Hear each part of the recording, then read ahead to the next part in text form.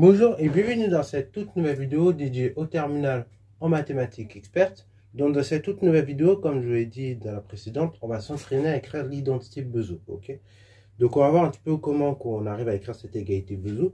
Donc je vous rappelle la propriété, qui est d'ailleurs juste en haut en fait. Voilà, sur la vidéo vraiment à la suite. Donc on va réutiliser ce que j'ai dit juste avant, comme ça il n'y a pas de problème.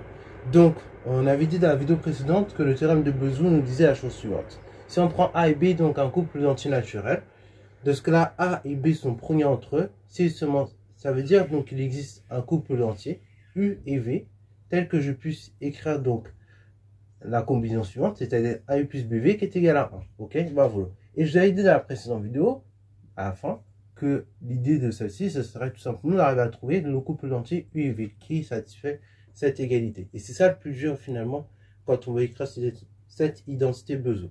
Alors déjà, pour vérifier qu'on puisse bien écrire cette identité Bezout, il faut vérifier que A et B, premièrement, sont produits entre eux. Une fois que j'ai vérifié que A et B sont produits entre eux, j'ai fait 50% du travail. Puisque j'ai la condition nécessaire pour appliquer le théorème de Bezout. Une fois que j'ai vérifié que A et B sont produits entre eux, dans le second temps, il va falloir que je trouve ma combinaison, mon couple d'entiers UV relatif, tel que je puisse écrire cette combinaison-là. Ok, voilà. Alors, du coup, c'est parti mon kiki. Donc, déjà, première chose, 17, c'est un nombre premier. Donc, c'est diviseur commun, c'est 1 et tout simplement 17. Enfin, c'est diviseur à 17, c'est 1 et 17. Pour 151, donc là, pareil, c'est un nombre, en tout cas, il n'est pas dans la table de 17, ok, 151. Alors, ça se vérifie très facilement, parce qu'en fait, 17 fois 10, vous dites, ça fait 150.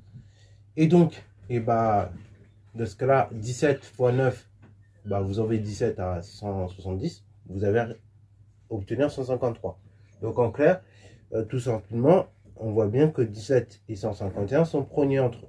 Ok, donc déjà on peut mettre diviseur commun de A et de B, c'est égal à 1. Ok, alors diviseur commun positif de A et de B, si vous êtes précis.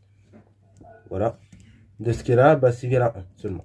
Parce que dans la table dans 151, vous n'avez pas 17 comme diviseur. Ok, enfin 151 n'est pas dans la table de 17, et 17 c'est un nombre premier, donc il n'y a que 1 et lui-même. Donc voilà, on a réussi comme ça à dire que là A et B sont produits entre eux. Voilà, donc ça veut tout simplement dire A et B produits entre eux. Alors là je vous parle, mais l'idée maintenant c'est d'arriver à établir cette égalité Bezout que vous voyez là. Donc pour établir cette égalité Bezout, on va donc faire la chose suivante, on va donc utiliser l'algorithme d'Euclide. Alors là il va falloir être bien attentif parce que c'est pas facile. Là c'est pas forcément quelque chose d'évident à faire. Et donc il va falloir bien être attentif. Donc là je mets des couleurs peut-être, comme ça vous allez bien saisir l'affaire. Donc l'idée, on va tout simplement avec l'algorithme d'Euclide appliquer cet algorithme. On va donc appliquer cet algorithme pour trouver le PGCD de ces deux nombres, comme on faisait au Beauvais-Newton, ok, comme on avait fait dans la première vidéo, que je vous renvoie d'ailleurs si vous n'avez pas bien vu.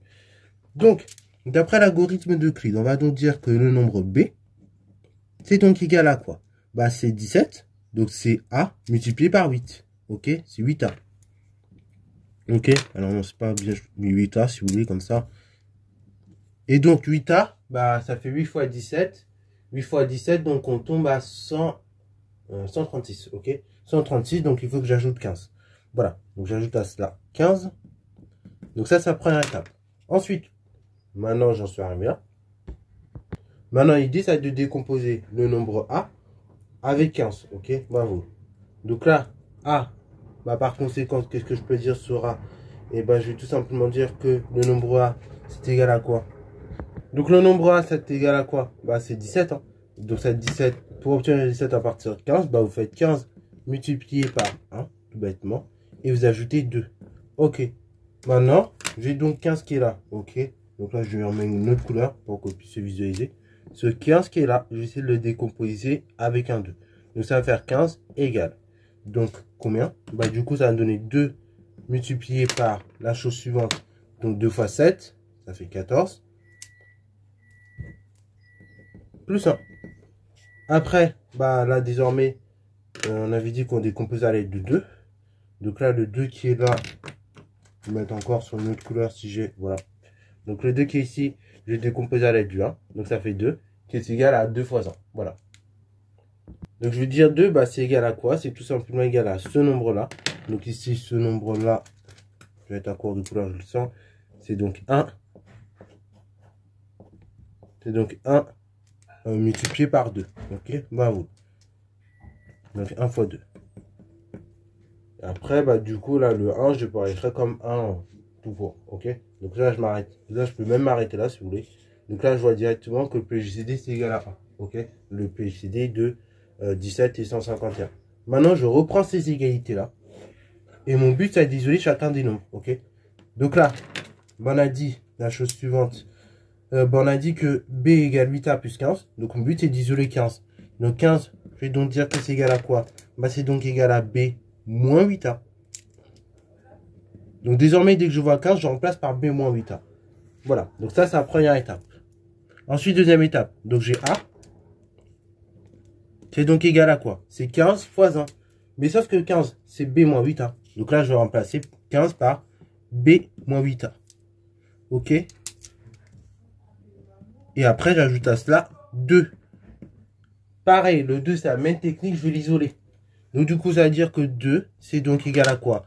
Bah, c'est A moins B plus 8A. Ok. Donc A moins B plus 8A.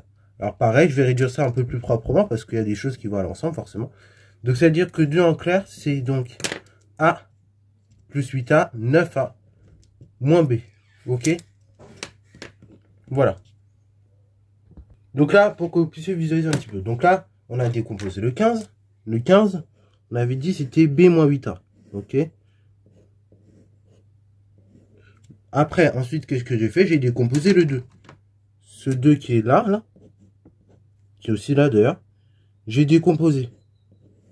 J'ai dit que c'était égal à ça. Ce qui est aussi égal donc à 9 moins B. 9A moins B. Voilà. Donc là, désormais, ça, j'ai une expression qui dépend de A et de B. Pour le 2. Le 15, pareil, j'ai une expression qui dépend de A et de B. Le 7, bah, je vais le laisser tel quel. Et après, bah, j'ai un 1. Donc nickel, je m'arrêterai là. Je vais m'arrêter ici. Donc là, en clair, 15, bah, on a dit c'était B moins 8A. Donc là, j'ai B moins 8A. Donc qui est égal à 15 en clair. Donc ça, c'est égal à 2. Donc le 2, on a dit c'était 9A moins B. Et attention, 9A moins B, donc qui est égal à 2. Vous multipliez par 7. Et après, vous ajoutez plus 1. Maintenant, il dit ça d'isoler 1. Ok. D'isoler 1. Comme ça, bah, après, j'ai qu'une expression qui va. J'aurai 1 égale. Donc, deux expressions qui dépendent de A et de B. Donc, on y va. Ça fait donc B moins 8A. Moins, du coup, parce que 7 multiplié par 9A moins B égale 1. Voilà. Et là, j'arrive comme ça avec ma combinaison. Ok. J'arrive comme ça. Là, vous voyez, on sent venir. On n'est pas loin de l'identité Bezo. Bon, bah, je vais l'écrire correctement. J'ai donc B moins 8A. Moins 7 fois 9A. Donc, moins 63A. Et après, moins 7 fois moins B. Donc, ça fait plus 7B. Égale 1. J'ai presque fini. Maintenant, je vais réduire les B ensemble et A ensemble. Comme on faisait en seconde. Donc, j'ai B plus 7B. Ça fait 8B. Et j'ai moins 8A moins 63A. Ça fait moins 71A. Donc, j'ai moins 71A. Plus, donc, on a dit 8B. Et donc ça fait tout simplement 1. Et donc là, j'ai écrit l'identité Bezo. Conclusion. L'identité Bezo appliquée à ma situation, bah c'est donc moins 71A plus 8B qui est égal à 1. Et donc le couple moins 71 moins 8, ça, on verra dans une prochaine vidéo, mais il va être très important puisque ça va être de ce couple d'entiers, moins 71 et 8, qu'on va pouvoir résoudre un type d'équation particulier à coefficient entier qu'on appelle les équations différéentielles. Ok, donc on verra ça dans une prochaine vidéo. Ok, voilà, donc c'est tout pour cette vidéo. Donc là, vous avez appris à écrire l'identité Bezo via des décompositions, via l'utilisation justement du PJCD, de l'algorithme d'Euclide. Et donc voilà, j'espère que cette vidéo t'a plu. Si c'est le cas, n'hésite surtout pas à liker, commenter et ben, reste à toi en mathématiques et en sciences.